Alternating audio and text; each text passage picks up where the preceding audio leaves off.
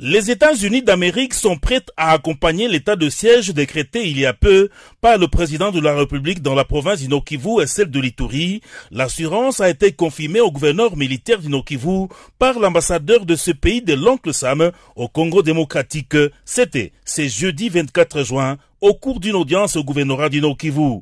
Occasion pour le lieutenant-général Constant Dima de brosser brièvement l'état d'avancement des opérations militaires amorcées en milieu rural contre les groupes armés, avec comme conséquence plusieurs munitions récupérées, d'autres éléments anéantis par le FARDC, sans oublier une centaine d'éléments des groupes armés qui ont déposé les armes avant de se rendre au FARDC. Côté des États-Unis, pour soutenir les efforts que le président de la République démocratique du Congo a lancés pour avancer dans la question de sécurité dans l'Est.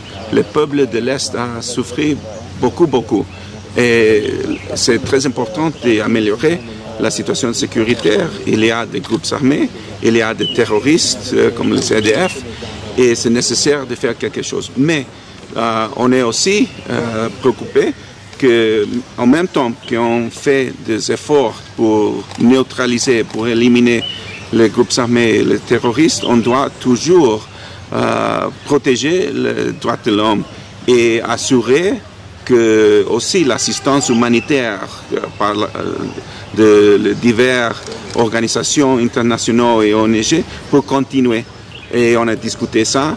C'est très important qu'on aussi respecte la liberté de presse, votre travail, la liberté d'expression. Notons la présence du vice-gouverneur, le commissaire divisionnaire Romy Kouka-Lipopo en cette séance d'échange avec l'ambassadeur des États-Unis au Congo démocratique, Mike Hammer.